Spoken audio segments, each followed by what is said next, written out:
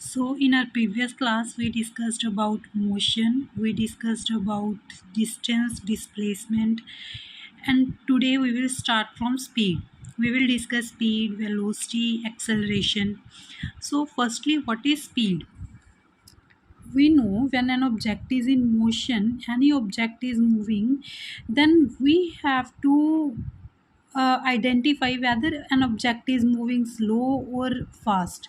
If we have to check that whether object is moving slow or fast, then speed helps us. We have to calculate speed. Speed gives us idea how fast or slow an object is moving. This type of question an examiner can ask, that which physical quantity gives us idea how fast or slow object is moving, then you have to write speed. So how to calculate speed? Speed gives us idea, but how to calculate speed? Speed is calculated by formula distance traveled upon time taken. We have to write how much distance is covered by the object in the numerator and how much time is taken in the denominator. We have to divide these two quantities and we will get the speed. So speed of a body is defined as distance traveled by it per unit time. This is the definition and this is the formula. Distance traveled by body per unit time is known as speed. So here V represents speed, S represents distance, T represents time taken. Now we know that speed depends upon distance. Distance is a scalar quantity, that is distance do not have any direction. Distance has magnitude only. Similarly, speed also have only magnitude but no direction. So speed is also a scalar quantity. Speed have only magnitude. So speed is also a scalar quantity. This is another important point. There is one keynote. In vehicles, distance is measured by odometer. There is odometer in cars or in other vehicles, and this odometer helps us to determine how many distance is covered. So distance, how much distance is covered. So distance covered is measured by odometer and speed is measured by speedometer. There is odometer and speedometer. Both these are in vehicles, and odometer measures distance, speedometer measures speed. So speed can be calculated at any instant. When we are traveling, we can look at speedometer, and speedometer gives us speed, that how much speed is speed of vehicle is there. But if we have to calculate average speed means if an object is moving, sometimes its distance its speed decreases, sometimes its speed increases. Like a car is moving on a any crowded road, then its speed sometimes increases or sometimes decreases. But we have to calculate average speed. We are concerned with average speed of the journey. So how we can calculate average speed? Average speed is total distance divided over total distance traveled divided by total time taken. In numerator we will take total distance, in denominator we will take total time taken. For example, if we have that a car travel in 1 hour 26 kilometer in first 1 hour and then 30 kilometer in next 3 hours, and we have to calculate average speed. How we can calculate? Total distance in the numerator, total distance 26 plus 30 kilometer, total time taken 1 hour plus 3 hour. So total distance 56, total time 4, divided 56 divided by 4 is equal to 14 kilometer per hour. These are the units we will discuss later. These are the units of this average speed. So average speed is 14 kilometer per hour. This doesn't mean that car travels with 14 kilometer per hour in the whole journey. Sometimes when road is busy, then car travels with the speed less than 14 kilometer per hour. Sometimes when there is a free road, then car can travel more than 14 kilometer per hour, but average speed for the whole journey is 14 kilometer per hour. Average speed means average speed doesn't mean that the object travels with this particular speed for the in the whole journey. Sometimes speed decreases and it sometimes speed increases and it this is the average speed. So next is uniform speed. In our previous class, we discussed about uniform motion. What is uniform motion? If object covers equal distance in equal intervals of time, that is uniform motion. So if an object is in uniform motion, then speed possessed by the object is uniform speed. Mean if कोई भी object uniform motion में है, कोई भी object equal time में equal distance cover कर रहा है, जैसे कि फर्स्ट आवर में 5 किलोमीटर, उसके बाद नेक्स्ट आवर में फिर से 5 किलोमीटर, उसके बाद अगले आवर में फिर से 5 किलोमीटर। तो अगर कोई ऑब्जेक्ट इक्वल टाइम में इक्वल डिस्टेंस कवर कर रहा है तो उस टाइम पे ऑब्जेक्ट की जो स्पीड होगी उसे हम क्या बोलेंगे? Uniform speed. और we can say if object is in uniform motion, अगर ऑब्जेक्ट यूनिफॉर्म मोशन में है तो उसकी स्पीड को यूनिफॉर्म स्पीड बोलेंगे। लेकिन अगर ऑब्जेक्ट नॉन यूनिफॉर्म मोशन में है, मीन वो इक्वल टाइम में अनइक्वल डिस्टेंस कवर कर रहा है, जैसे कि हमने अपनी कल वाली क्लास में डिस्कस किया था, तो उस टाइम पे ऑब्जेक्ट की स्पीड को नॉन यूनिफॉर्म स्पीड बोलेंगे। अगर equal distance in equal interval of time, that is uniform speed. अगर unequal distance in equal interval of time, that is non uniform speed. So these are again very important definitions. Next is units. As I told you in previous class that for every physical quantity units are most important. तो आज की class में हमने discuss किया speed. तो speed की SI unit तो जो होती है वो मीटर पर सेकेंड होती है। We know that speed is equal to distance upon time. What is the SI unit of distance? Metre. What is SI unit of time? That is second. So speed की SI unit क्या हो गई? Metre पर second. Otherwise speed को हम kilometre पर hour में, centimetre पर सेकंड में, मीटर पर सेकंड में, किसी भी यूनिट में रिप्रेजेंट कर सकते हैं, लेकिन इसकी जो SI यूनिट होती है वो होती है मीटर पर second. This is very important for MCQ form. Teacher can ask what is SI unit of speed, you have to write metre पर second. There can be numericals based on the conversion of units in speed. If distance is given in kilometer, here time is given in minutes, then you have to calculate speed in centimeter per second or meter per second or kilometer per hour. Then you have to convert these units. How you will convert? Let me explain it. Firstly, you have to calculate speed. Speed is equal to distance upon time. Speed होती है distance upon time. Distance is given 30 kilometre and time भी दिया हुआ है 50 minutes. So firstly, we have to calculate speed in centimeter per second. Speed in centimeter per second. Distance is given in kilometer and time is given in minute. Means you have to convert distance in centimeter and time in seconds.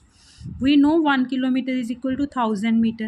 Firstly, I have converted kilometer to meter and minutes to second. 1 minute is equal to 60 seconds, so I have multiplied.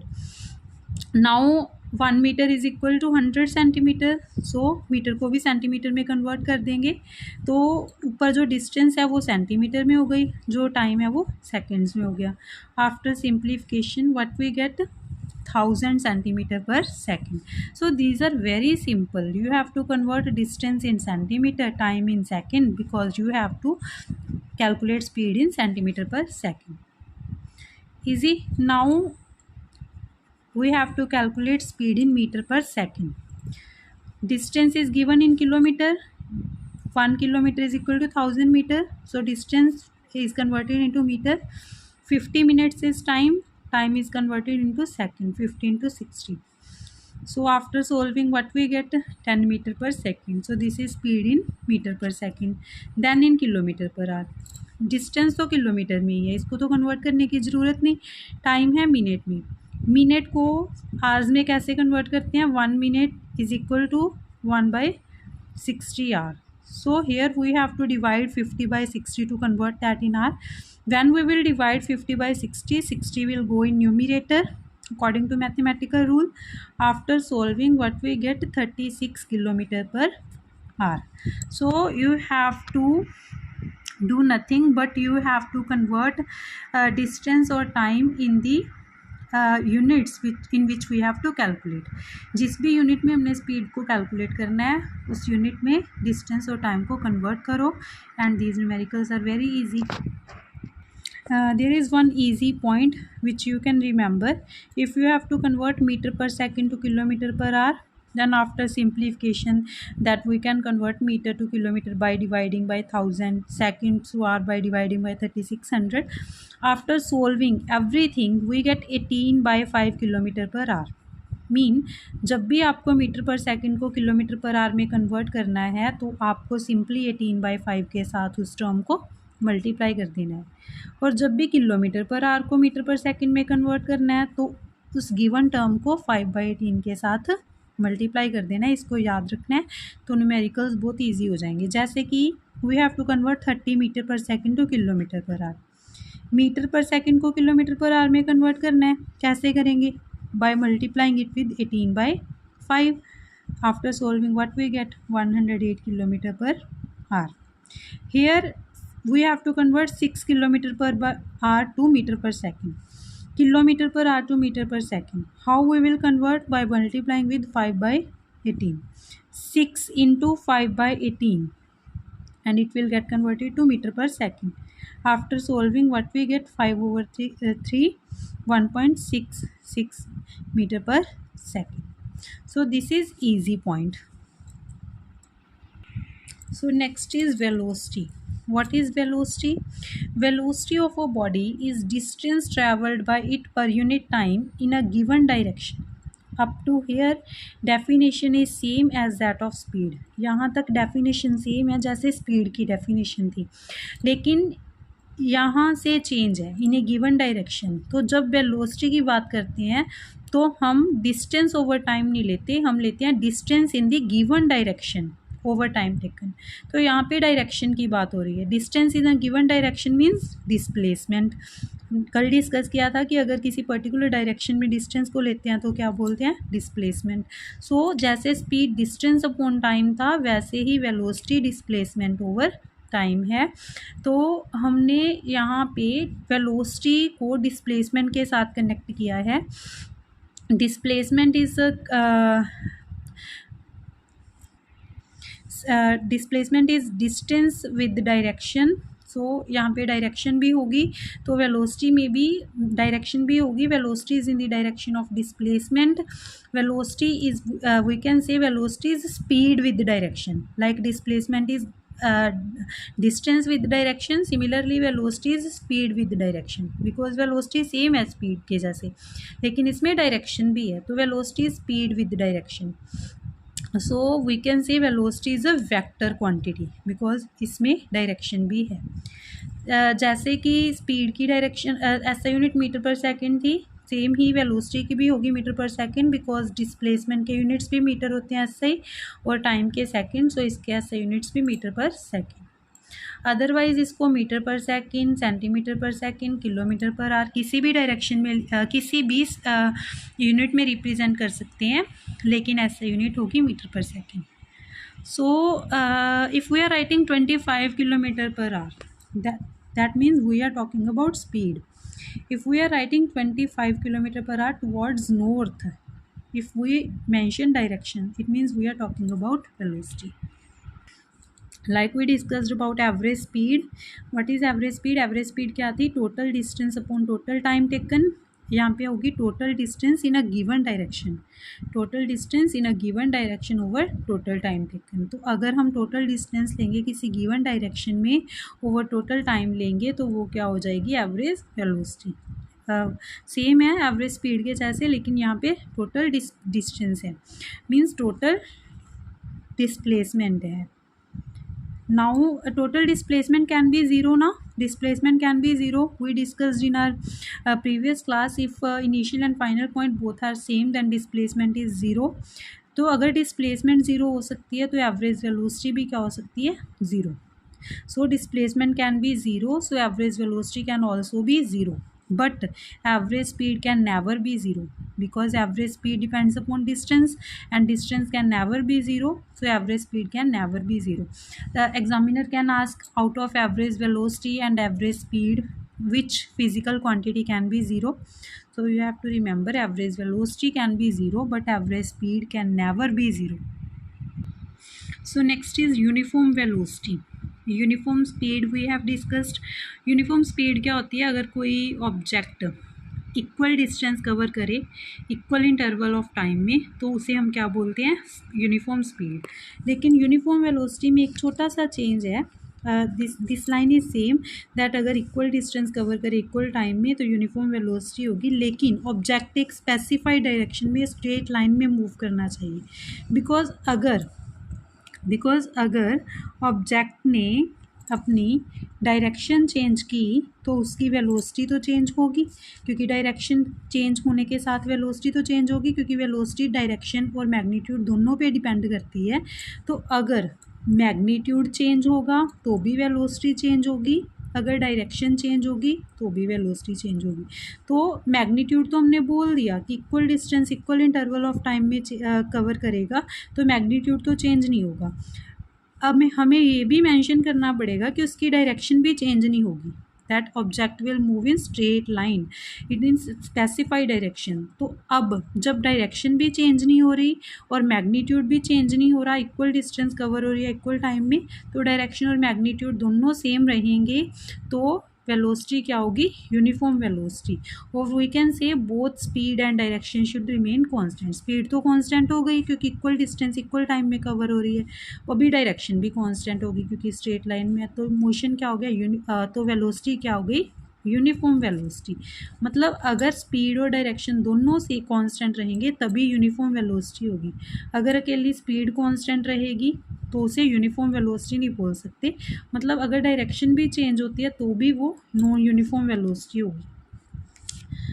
तो object fixed speed से move करे, straight line में move करे, तभी उसकी velocity को uniform velocity बोलेंगे।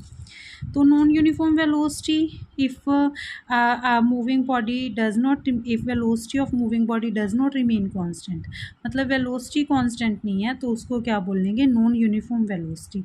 अब हमें पता है कि वेलोसिटी डिपेंड करती है दो टर्म्स पे, that is speed and direction. तो वेलोसिटी कांस्टेंट नहीं है, तो तीन पॉसिबिलिटीज़ हैं। फर्स्ट क्या है? स्पीड सेम है, डायरेक्शन चेंज हो रही है। सेकंड क्या है? स्पीड चेंज हो रही है, डायरेक्शन सेम है। थर्ड क्या है? कि स्पीड और डायरेक्शन दोनों चेंज हो रही हैं। तो तीनों पॉसिबिलिटीज़ में वेलोसिटी क्या हो जाएगी? Non uniform. बिकॉज अगर स्पीड और डायरेक्शन दोनों में से कुछ एक भी चेंज होता है तो उसे क्या बोलेंगे? Non uniform velocity. सो अगर ऑब्जेक्ट सिंगल स्ट्रेट लाइन पे मूव कर रहा है, then magnitude of speed and velocity of object is equal। Straight line पे मूव कर रहे हैं मतलब उसकी डिस्टेंस और डिस्प्लेसमेंट क्या होएगी? सेम होएगी। डिस्टेंस और डिस्प्लेसमेंट सेम है तो वेलोसिटी और स्पीड तो अपने आप सेम होंगे। अगर ऑब्जेक्ट स्ट्रेट लाइन पे मूव नहीं कर रहा तो उसकी डिस्टेंस तो ये वाली होगी, डिस्प्लेसमेंट ये वाली होगी। अगर डिस्प्लेसमेंट और डिस्टेंस ही चेंज अलग अलग है तो स्पीड और वेलोसिटी तो अपने आप अलग होंगे। तो अगर स्ट्रेट लाइन पे मूव कर रहा है उस केस में ऑब्जेक्ट की स्पीड और वेलोसिटी क्या होगी? Equal. Here is one numerical. If a person travels from A to B in 5 seconds, then B to C in 10 seconds, then return from C to B in 5 seconds, calculate speed and velocity. Firstly, speed is distance upon time. A to B 10 meter, B to C 15 meter, then C to B again 15 meter upon total time taken. A to B कितना time लगता है? 5। B to C कितना time लगता है? 10। Then C to B again कितना time लगता है? 5। 15 + 15 30 + 10 40, 40 upon 20, then it will be 2 meter per second. Speed is 2 meter per second. Now we have to calculate velocity. Velocity is displacement upon time. Object moves from A to B, then B to C, then C to B. So initial point is A, final point is B. What is distance between initial and final point? 10. This 10 is displacement because displacement is shortest distance between initial and final position. But what is the total time taken? Total time taken is again 20, as in previous case. So total time taken is 20, so it will be 1/2, 0.5 meter per second. From here it is clear that speed and velocity are not always equal. These can be equal, no doubt, but these are not always equal. Again, what is the difference between speed and velocity? Most important question for 3 marks from exam point of view. So this question is must to do. What is difference between speed and velocity? Speed and velocity, सबसे पहले उसकी definition ही लिखेंगे. Speed is defined as total distance traveled by object per unit time. जैसे कि पहले explain किया, speed is distance upon time. Velocity is total distance travelled per unit time in a given direction. This is the difference between speed and velocity. So velocity is displacement upon time. Speed scalar quantity है. I have explained. velocity vector quantity. यहाँ से याद रख सकते हैं. S for speed, S for scalar, V for velocity, V for vector. Then speed can never be zero or negative. Speed कभी भी zero या negative नहीं हो सकती. In negative means direction के साथ कंसर्न होता है negative sign. And velocity zero भी हो सकती है, नेगेटिव भी. अगर ऑब्जेक्ट इस डायरेक्शन में मूव कर रहा है, इस डायरेक्शन में मूव कर रहा है, तो वेलोसिटी क्या हो जाएगी? Negative. Negative you can skip, but you have to remember that speed can never be zero but velocity can be zero. So these are the 3 differences between speed and velocity. You have to remember these points. These are very, very important. If you are going for giving exam, then difference between speed and velocity, difference between distance and displacement, you must do these differences. So next is acceleration. For a non uniform motion, किसी भी non uniform motion के लिए क्या होता है कि velocity very करती है, with time velocity चेंज करती है. तो the rate at which velocity varies is known as acceleration. Means acceleration is defined as change in velocity over time taken, because the rate word is concerned with the time taken.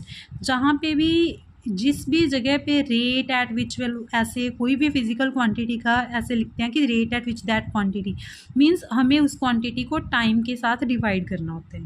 So the rate at which velocity varies means we have to divide change in velocity with the time taken. So acceleration is equal to rate of change of velocity, means change in velocity over time taken. Rate of change means ऊपर change लिखना है, नीचे time taken लिखना है. तो rate is concerned with the time taken. Acceleration is change in velocity over time taken. Suppose initially object u velocity के साथ move कर रहा था और final velocity उसकी v है, total time t लगा object को move करने में, तो acceleration is equal to change in velocity. मतलब u से v तक चला गया ऑब्जेक्ट. चेंज क्या आया? v minus you, final velocity minus initial velocity, इतना चेंज हुआ वेलोसिटी में over time taken. So this is acceleration. जब ऑब्जेक्ट यूनिफॉर्म वेलोसिटी के साथ मूव करते हैं, यूनिफॉर्म वेलोसिटी मीन्स उसकी वेलोसिटी विद टाइम चेंज नहीं हो रही, यू और वी बोथ आर सेम. उस केस में जब यूनिफॉर्म वेलोसिटी होगी तो initial velocity final velocity same होगी, कि ऑब्जेक्ट की वेलोसिटी विद टाइम चेंज ही नहीं होती. तो यू और v both are same means acceleration is zero. So for uniform velocity, object is moving with uniform velocity, acceleration will be 0. But for non-uniform velocity, acceleration is not 0. So uniform velocity means 0 acceleration, non-uniform velocity means accelerated motion. So acceleration depends upon velocity. Acceleration takes place in the direction of velocity. Acceleration means concerned with direction. So concerned with direction means acceleration is a vector quantity. Distance scalar, speed scalar, and displacement vector, velocity vector, and acceleration is vector. Remember these quantities, which is scalar and which is vector. SI unit is meter per second square. As we know, acceleration is velocity upon time. What are SI unit of velocity? Meter per second. What are SI unit of time? Second. After solving it, what we get? Metre पर second square. Otherwise इसको centimetre पर second square में, metre पर second square में, kilometre पर hour square में, किसी भी यूनिट में लिख सकते हैं, लेकिन जो एसआई यूनिट है वो क्या होती है? मीटर पर second square. Now we know that acceleration is equal to v minus u upon t. अगर v u से ज़्यादा है, v सपोज v है 10, यू है 5, टाइम भी है 5, तो उसको सॉल्व करके क्या आ जाएगा 1 मीटर पर सेकेंड स्क्वायर। तो अगर वी यू से ज़्यादा है तो एक्सेलरेशन क्या होगी पॉजिटिव, बट अगर वी यू से कम है, जैसे कि अगर वी हो गई 5, यू हो गया 10, टाइम हो गया 5, तो इसका क्या आएगा -5/5, दैट इज़ -1 मीटर पर सेकेंड स्क्वायर। तो अगर वी यू से कम है, जैसे कि फाइनल वेलोसिटी इनिशियल वेलोसिटी से कम है, तो एक्सेलरेशन क्या होगी negative. Acceleration negative means object की स्पीड कम हो रही है, तो एक्सेलरेशन नेगेटिव एक्सेलरेशन को हम बोलते हैं रिटार्डेशन या फिर डिसलरेशन। सो रिटार्डेशन मीन्स वेलोसिटी कम होती आ रही है, ऑब्जेक्ट कहीं ना कहीं जाके रुक जाएगा, रिटार्ड हो जाएगा। तो acceleration is called retardation. Velocity कम हो रही है तो ऑब्जेक्ट रुकेगा कहीं ना कहीं आके, उसको क्या बोलते हैं रिटार्डेशन। ऑब्जेक्ट को रोकने की कोशिश कर रहा है जो। So what is the name for negative acceleration? Retardation or deceleration. So if we are writing 2 meter per second square, that is acceleration. If we are writing -2 meter per second square, that is retardation. Now if we are having u and v, initial velocity पता है, final velocity पता है, we have to calculate average velocity. Then how we can calculate u plus v over 2? This is one more formula for average velocity. One we have discussed in previous topics, that is average velocity is total displacement over total time taken. but अगर displacement over displacement और time नहीं given, initial और final velocity given है, तो हम average velocity कैसे find out कर सकते हैं? u plus v over 2, initial velocity plus final velocity over 2. Next is uniform and non-uniform acceleration. As we discussed in uniform velocity कि अगर object equal distance equal time में cover कर रहा है और ऑब्जेक्ट स्ट्रेट लाइन में move करता है, तो उसको क्या बोलते थे? Uniform velocity. Similar with uniform acceleration, here first condition is that object travels in straight line, मतलब डायरेक्शन चेंज नहीं हो रही, क्योंकि एक्सेलरेशन भी डायरेक्शन के साथ ही कंसर्न्ड है, तो डायरेक्शन भी चेंज नहीं हो रही और वेलोसिटी भी इक्वल अमाउंट्स में इंक्रीज़ हो रही है। इक्वल इंटरवल ऑफ टाइम में वेलोसिटी भी इक्वल अमाउंट में इंक्रीज़ हो रही है और ऑब्जेक्ट मूव भी स्ट्रेट लाइन पे कर रहा है। तो स्ट्रेट लाइन पे मूव कर रहा है मतलब डायरेक्शन चेंज नहीं हो रही। वेलोसिटी इक्वल अमाउंट्स में इंक्रीज़ हो रही है इक्वल इंटरवल ऑफ टाइम में, मतलब मैग्नीट्यूड भी चेंज नहीं हो रहा। मैग्नीट्यूड भी नहीं चेंज हो रहा, डायरेक्शन भी नहीं चेंज हो रही, तो एक्सेलरेशन को क्या बोलेंगे? यूनिफॉर्म। बिकॉज एक्सेलरेशन का मैग्नीट्यूड तो यही होगा ना, वेलोसिटी अपॉन टाइम।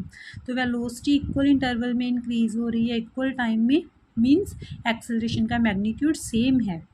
और स्ट्रेट लाइन में मूव कर रहे हैं मतलब एक्सेलरेशन की डायरेक्शन भी सेम है, तो direction is same, magnitude is same, means acceleration is uniform. So velocity, if velocity changes at uniform rate, then we can say that acceleration is uniform. And you have to remember examples also, these are also important. Motion of freely falling body, अगर कोई object gravity के effect के under freely fall कर रही है, तो उस object का मोशन क्या होता है? उस ऑब्जेक्ट की एक्सेलरेशन क्या होती है? Uniform acceleration. क्योंकि जब जब ऑब्जेक्ट अर्थ के पास आता है तो उसकी वेलोसिटी इंक्रीज़ होती है, पर इक्वल टाइम में इक्वल ही वेलोसिटी इंक्रीज़ होती है, तो उसकी एक्सेलरेशन क्या होगी? Uniform acceleration. और also object is moving in straight line, तो डायरेक्शन भी चेंज नहीं हो रही, मैग्नीट्यूड भी चेंज नहीं हो रहा, तो मोशन क्या हो गया? यूनिफॉर्म एक्सेलरेशन वाला motion. Second example is motion of ball rolling inclined plane. अगर कोई इंक्लाइंड प्लेन है, बॉल इस पर रोल कर रही है, तो उसके मोशन को भी क्या बोलेंगे? कि यूनिफॉर्म एक्सेलरेटेड मोशन है। These two are examples, you have to remember these. Next is uniform, non-uniform acceleration. Here if velocity increases by equal amounts in equal interval of time, that is uniform acceleration. But अगर velocity increase कर रही है unequal amounts में in equal interval of time में, that is non-uniform velocity. Equal amounts of velocity changes in equal interval of time, that is uniform. But unequal amount of velocity changes by in equal intervals of time, that is non uniform. मतलब same वैसा ही concept है जैसे uniform velocity में था, uniform motion में था। अगर equal change आ रहा है इक्वल इंटरवल ऑफ टाइम में, दैट इज़ यूनिफॉर्म. अगर इक्वल अनइक्वल चेंज आ रहा है in equal interval of time, that is non uniform. So अगर वेलोसिटी अनइक्वल अमाउंट में चेंज हो रही है, टाइम इक्वल लग रहा है, तो उसको क्या बोलेंगे? Non uniform acceleration. जैसे कि पहले 1 आवर में वेलोसिटी चेंज हो गई 5 किलोमीटर पर आवर से, अगले 1 आवर में वेलोसिटी चेंज हो गई 10 किलोमीटर पर आवर से, तो ये क्या हो गया? Non uniform acceleration. अगर फर्स्ट आवर में भी 5 किलोमीटर पर आवर से चेंज हुई, सेकेंड आवर में भी 5 किलोमीटर पर आवर से चेंज हुई, तो ये क्या होगी? Uniform acceleration. तो नॉन यूनिफॉर्म एक्सेलरेशन की क्या एग्जांपल है? अगर कोई कार क्राउडेड रोड पे मूव कर रही है, तो उसकी वेलोसिटी अनइक्वली चेंज होगी, कभी एकदम से इंक्रीज, कभी एकदम से डिक्रीज. तो अनइक्वली चेंज होगी velocity equal interval of time में, तो उसकी एक्सेलरेशन को क्या बोलेंगे? Non uniform acceleration. So up to here, many important definitions, many important points for MCQs, many important differences are covered. You have to complete up to here, then we will do next topics in our next class. And if you like the video, like, share and subscribe the channel. Thank you.